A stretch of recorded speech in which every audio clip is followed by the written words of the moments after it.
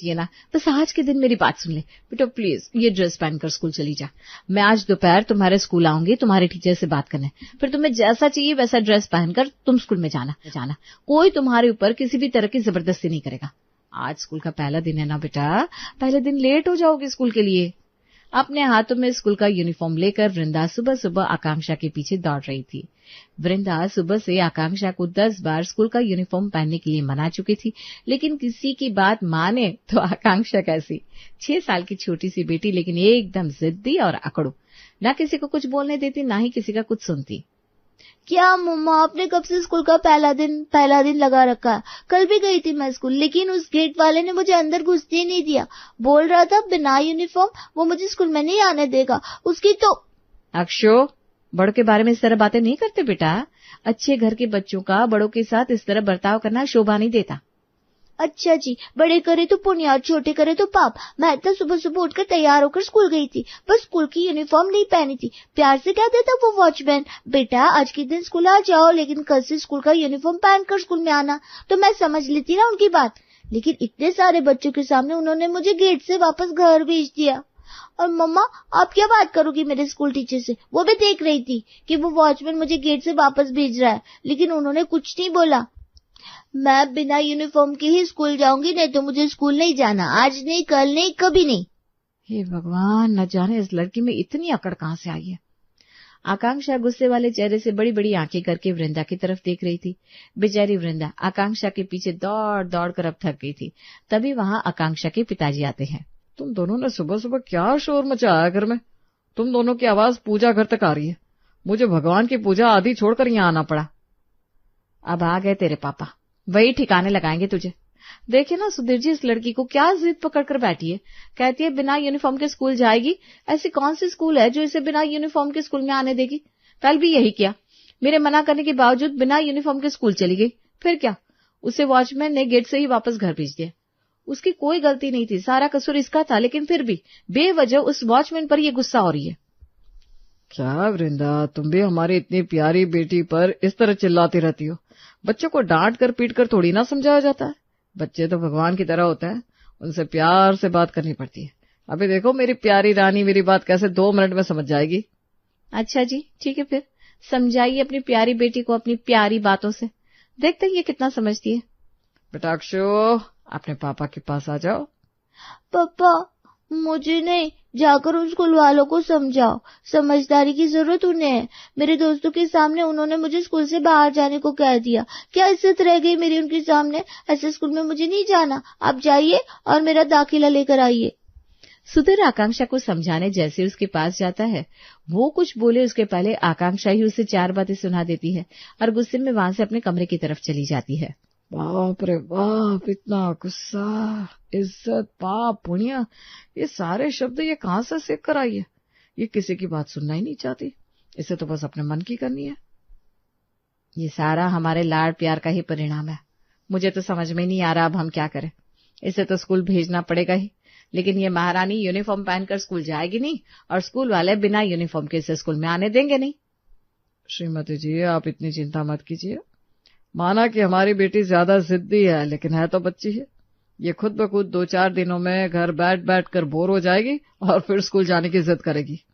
आपके मुंह में घी शक्कर, लेकिन शायद आपको इसकी जिद के बारे में अंदाजा नहीं है।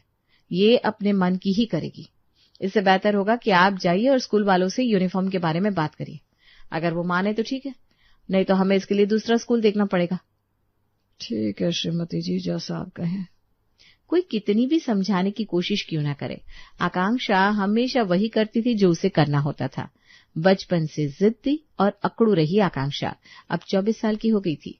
कहते हैं उम्र के साथ इंसान की बुद्धि और समझदारी बढ़ती है, लेकिन आकांक्षा का उम्र के साथ जिद्दी स्वभाव बढ़ गया था।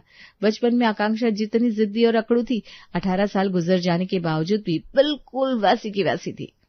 अरे वैसी क्या, ज्यादा जिद्दी हो गई थी।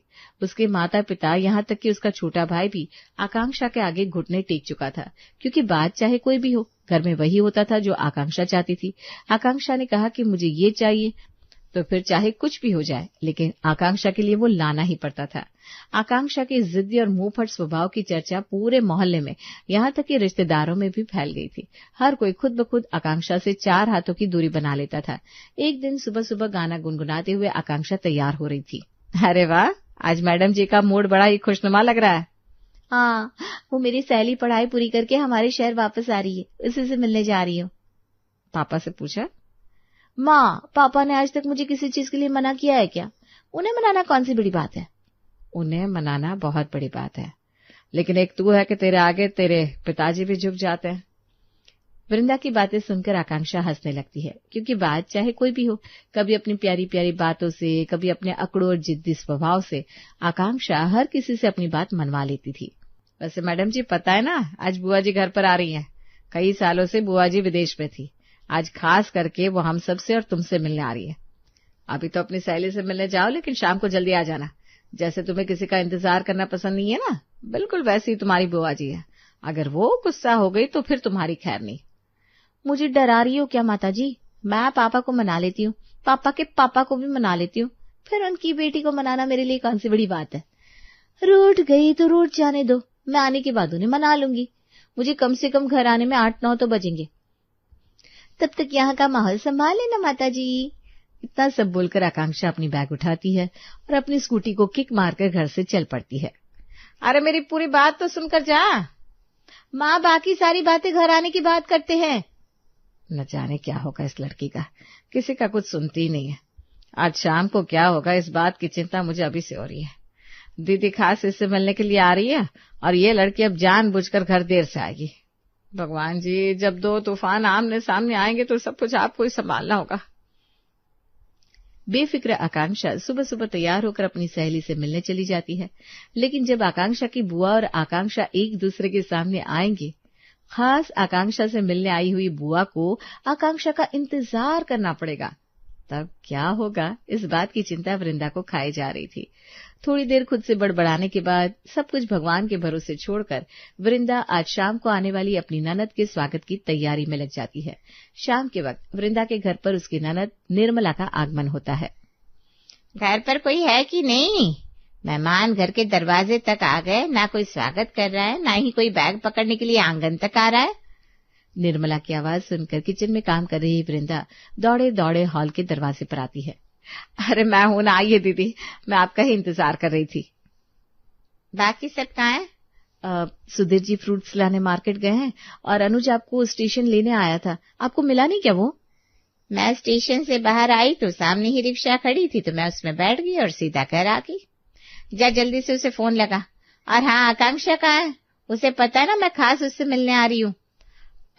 हाँ, मैंने बताया था सुबह, वो भी शाम तक आ जाएगी, अपनी सहेली से मिलने गई है। जब भी हमारे घर पर मेहमान आते थे तो उनके स्वागत के लिए हम घर पर रुकते थे, लेकिन यहाँ तो उल्टी गंगा बह रही है। घर पर मेहमान आकर बैठे हैं, लेकिन घर की लाडली स्वागत छोड़ो, मेहमानों से मिलने के लिए घर पर भी नहीं है। उसकी सहेली मुझसे ज्यादा महत्वपूर्ण है क्या उसके लिए? दीदी वो... अरे क्या दीदी दीदी कर रही हो? जल्दी फोन लगाओ उसे और घर बुलाओ। वृंदा आकांक्षा को फोन करती है, लेकिन आकांक्षा उसका फोन कट कर देती है। वृंदा आकांक्षा को फोन लगाती हुए कभी किचन में तो कभी हॉल में चक्कर लगा रही थी। देखते ही देखते काफी वक्त बीत जाता है। अब तो सुधीर और अनुज भी घर आ गए थे, लेकिन आकांक्षा का कोई अता पता नहीं था। जैसे जैसे घड़ी का कांटा आगे बढ़ रहा था, वैसे वैसे निर्मला के चेहरे पर बढ़ती हुई गुस्से की लकीरें वृंदा की चिंता बढ़ा रही थी। काफी देर इंतजार करने के बाद दरवाजे की बेल बजती है। वृंदा दौड़कर दरवाजे के पास जाती है और निर्मला के गुस्से से आकांक्षा को बचाने के लिए जानबूझकर उस पर गुस्सा करने लगती है। मैंने तुझसे सुबह कहा था ना, बुआ जी घर पर आने वाली है, फिर भी तूने आने में देर कर दी। तुझे पता है ना, बुआ जी को किसी का इंतजार करना पसंद नहीं है, और वैसे भी घर आए हुए मेहमान हमारा इंतजार करे अच्छा लगता है क्या? तुम भी हद करती हो माँ। बुआ जी मेहमान थोड़ी ना है, हमारी अपनी है। पहले ही शादी करके किसी और घर में चली गई, लेकिन फिर भी है तो हमारे घर की सदस्य। निर्मला को आकांक्षा के ऊपर काफी गुस्सा आया हुआ था, लेकिन जैसे ही आकांक्षा घर पहुंचती है और अपनी प्यारी प्यारी बातों का तीर मारती, निर्मला का गुस्सा चुटकियों में रफू चक्कर हो जाता है। इतनी बड़ी हो गई मेरी भतीजी, लेकिन बातें और हरकतें अभी भी बिल्कुल बच्चों की तरह है। ए वृंदा, क्या है? बच्ची सुबह से बाहर है और तुम घर आती ऐसे 2-4 बातें सुनाने में लग गई। ये जानबूझकर थोड़ी ना देर से आई है, कुछ महत्वपूर्ण काम होगा। चलो वो सब छोड़ो, तुम जल्दी से खाने की तैयारी करो, फिर मुझे तुम लोगों से ढेर सारी बातें करनी है, खास करके मेरी प्यारी भतीजी से। सॉरी बुआ जी, मैं ना जल्दी आना चाहती थी, लेकिन मेरी सहेलियां मुझे आने ही नहीं दे रही थी। अभी मेरी सहेलियां मुझे ही रोक रही थी, लेकिन मैं सिर्फ आपके लिए दौड़ी दौड़ी चली आई। अरे मेरी प्यारी भतीजी, सुधीर, हमारी आकांक्षा दिखने में इतनी सुंदर है और उसकी प्यारी बातें, हाय, हमारी लाडली जिस भी घर में जाएगी ना, वहां के लोगों के दिलों पर राज करेगी, क्योंकि रूठे हुए को मनाना और किसी से भी अपनी बात मनवाना इसके बाएं हाथ का खेल है। हाँ बुआ जी, राज तो मैं करूंगी ही, ससुराल वालों के दिलों पर भी और उनके घर पर भी। बुआ जी, आपकी ये भतीजी जितनी सीधी सरल लगती है ना, उतनी है नहीं, बड़ा परेशान करती है हमें, बिल्कुल जिद्दी है, जो चाहिए वो चाहिए। हम लोगों ने तो इसके आगे माथे टेक लिए, न जाने इसका ससुराल में कैसे गुजारा होगा। अगर सब इसे ऐसे मिले, इसकी उंगलियों पर नाचने वाले, तो इसका ठीक है, नहीं तो फिर रोज का इसके ससुराल से हमारा घर फोन पक्का है। अरे क्यों अपनी प्यारी बेटी को कोस रही हो, आजकल ऐसा ही रहना पड़ता है, नहीं तो ससुराल वाले हमें उंगलियों पर नचाते हैं, हमसे उनके आगे पीछे करवाते। मैंने भी अपने ससुराल वालों के आगे पीछे नहीं किया और मेरी भतीजी भी नहीं करेगी। हाँ चलो, कोई तो मिल गया मुझे मेरे जैसा, नहीं तो हर कोई बस यही सुनाता है, बेटा ससुराल जाना है, वहां ये सब नहीं चलेगा। उन्हें क्या पता, सबका नहीं चलता होगा, लेकिन मेरा जरूर चलेगा, क्योंकि मैं आकांक्षा हूँ, किसी की नहीं सुनती, सबको सुनाती हूँ। किसी बहू के ससुराल में चलती है या नहीं ये मुझे नहीं पता, मैं तो जैसे अपने मायके में सबको मेरा सुनने के लिए मजबूर करती हूँ, वैसे ही अपने ससुराल में करूंगी, चाहे जो हो जाए। अपने ससुराल के ऊपर राज तो मैं करूंगी। रहने दे, ससुराल में किसी की नहीं चलती, हर किसी को दब कर रहना पड़ता है। बहू कितनी भी शेर क्यों ना हो, उससे सास सवा शेर ही मिलती है, और हर बहू को सास की बात सुननी पड़ती है। ओए हीरो, ये भाषण ना अपनी बीवी को देना। मैं हर लड़की की तरह नहीं हूँ, मैं आकांक्षा हूँ। मैं किसी के आगे झुककर या किसी के आगे दबकर रहने वाली नहीं हूँ। ससुराल में वही और वैसे ही होगा जैसा मैं चाहती हूँ, बाकी कुछ मुझे नहीं पता। अरे चल चल चल चल, आई बड़ी राज करने वाली। बुआ, उसे समझाओ ना। बहुत हो गया ये लड़ना झगड़ना, चलो बस करो, जल्दी से हाथ मुंह धो लो, खाना ठंडा हो रहा है। सामने चाहे कोई भी हो, अंत में आकांक्षा उसे अपने पक्ष में कर ही लेती थी, इसलिए सबको लगता था कि ये लड़की ना ससुराल में किसी का सुनने वाली है, पर सबको अपने काबू में रखने वाली है। हर कोई आकांक्षा से कहता था ये तो ससुराल के ऊपर राज करेगी, और आकांक्षा को भी बिल्कुल वैसा ही लगता था। ऐसे ही कुछ दिन बीत जाते हैं, कुछ ही महीनों में आकांक्षा का एक जगह पर रिश्ता तय हो जाता है और जल्द ही शादी करके आकांक्षा अपने ससुराल चली जाती है। शादी के कुछ महीनों बाद, अक्षु, कल रात को तुमने मुझे जो फोटो भेजा था ना साड़ी का, वो साड़ी तो बहुत बढ़िया है, फिर क्या हुआ, ऑर्डर किया कि नहीं तुमने वो साड़ी? मम्मी क्या बताऊं आपको, आजकल जैसा मुझे चाहिए वैसा कुछ भी नहीं होता। मुझे वो साड़ी पसंद आई थी, मैं बस ऑर्डर करने ही वाली थी तो मेरी सास टपक गई और मुझे कहने लगी, बेटा तुम्हारा रंग बहुत ज्यादा गोरा है, तुम्हारे ऊपर ये अच्छा नहीं लगेगा, तुम ये साड़ी अपने ननद के लिए ऑर्डर कर दो और तुम्हारे लिए दूसरी कोई कर दो। बेटा बेटा करती है और मुझसे अपनी हर एक बात मनवा लेती है, इतने प्यार से बोलती है कि मैं उन्हें किसी बात के लिए मना भी नहीं कर पाती। अरे कोई बात नहीं बेटा, वो साड़ी मैं ऑर्डर करती हूँ तुम्हारे लिए। कोई जरूरत नहीं माँ, मेरा तो अब उस साड़ी से मन ही उड़ गया है, यहाँ मेरी पसंद की जिंदगी नहीं मिल रही है और आप साड़ी का लेकर बैठी हैं। आई आई माँ जी। लो 2 मिनट आपसे बात करने बैठ गई ना तो आ गया मेरी सास का बुलावा। चलो माँ, मैं बाद में फोन करती हूँ। आकांक्षा ने काफी कुछ सोच लिया था। उसे लगता था जैसे उसके मायके में छोटी से लेकर बड़ी हर एक चीज उसके पसंद की होती है, बिल्कुल वैसा ही उसके ससुराल में भी होगा। लेकिन यहाँ तो हाल उल्टा ही था। उसकी सास उसका एक नहीं चलने दे रही थी। घर की छोटी से छोटी चीज छोड़ो, आकांक्षा खुद के लिए अपने पसंद की साड़ी भी नहीं ले पा रही थी। सबको लगता था कि आकांक्षा अपने ससुराल में राज कर रही है, लेकिन आकांक्षा के ससुराल में असली हाल क्या है वो सिर्फ आकांक्षा ही जानती थी। अब शादी को 1-2 साल बीत गए थे। आकांक्षा अपने ससुराल में अच्छे से घुल मिल गई थी। ऐसे ही एक दिन अपनी बेटी से मिलने आकांक्षा की माँ वृंदा और भाई अनुज आकांक्षा के ससुराल पहुंच जाते हैं।